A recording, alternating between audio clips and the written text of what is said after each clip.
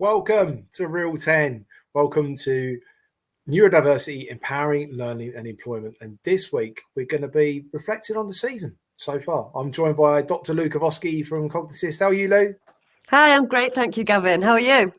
Yeah, really, really good. I mean, this week, we're all going to be reflecting on this entire season, really, around on what was it about and why did we go and do it and what was the sort of reason for it.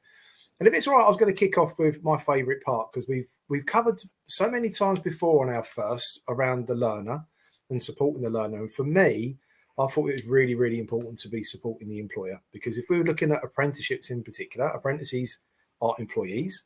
So if we're looking at neurodiverse employees and apprentices, how do we support the employer in supporting that? And how do we help not only the learner, the training provider, the award organisation, but the employer? And I think I sort of my employer hat come on because we went and did a few things in the background before the season started, which was really important to us, actually. But how about you, Lou? What was your favourite parts of the season?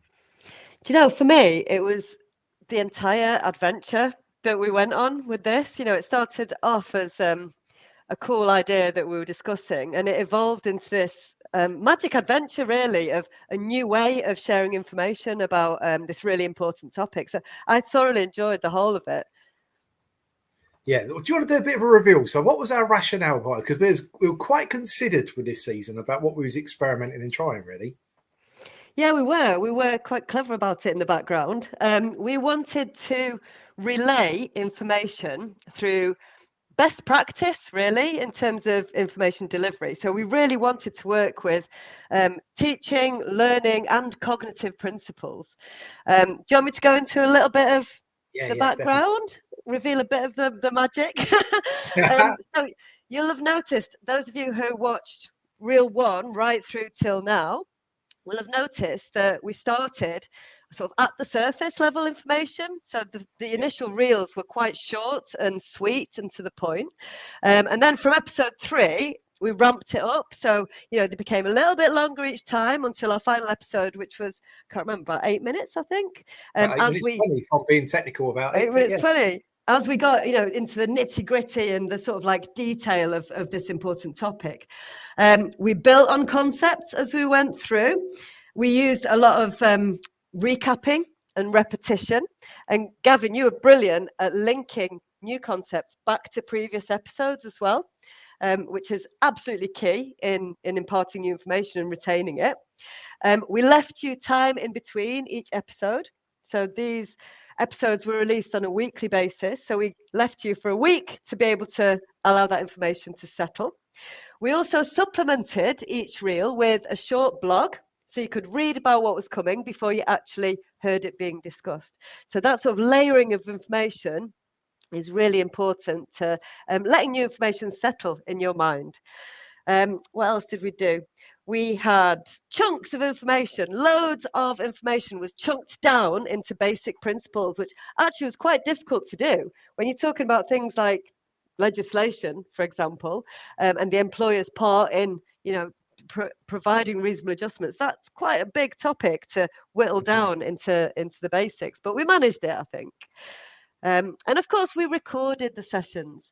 So a listener can come back and listen as many times as they need to in order to let that information be retained. Yeah, no, definitely. And I think what we're trying to do was transform what we were doing with short form content, really. Like you said, we're just building and layering up, really, wasn't it, around what we was doing. We also, you put all of our team at FE News through an assessment, actually. And that was really, really, really interesting. So what was that like? You know, so we had the team, some were a bit nervous, some were like really interested. And it just really, for us, helped us be able to start our neuro-inclusive policy as a business as well, which for us is really kind of important. So we sort of tried to build this on our values, really, didn't we? And that was that's where it started. And the feedback we've had has been brilliant. And the different people in the ecosystem it's reached has been really kind of cool. It's been like sort of so many different people. And I just wanted to say, like, thank you everyone for getting involved and for sharing this and for reaching out. And next week we've got a live Q&A with Lou. So any questions you've got at all about anything, we would love to be able to help you. And if we can't help you there and then, we'll come back and we'll call in an expert and ask them to be able to help us with stuff. And we wondered if you could come and join us next week. It's going to be the 27th of July, 10 a.m, live Q&A with Lou. And we're going to just share different experiences of what we've gone through. So if that's to me, to ask what was it like to go starting your neuro-inclusive policy, I'll do my best to answer that. And if it's to Lou around asking anything you want to ask, I know that Lou's going to want to delve into that in much more detail. Yeah, absolutely. Feel free to ask about any of the information we discussed in the 9 episodes. Or anything else you might want to talk about in terms of neurodiversity, neuro-inclusive practices, or cognition. Whether you're an educator provider, or an employer, or an AO, an EPAO, or in fact, a learner. Yeah, definitely. We'll see you. I'll get it in camera. See you next week.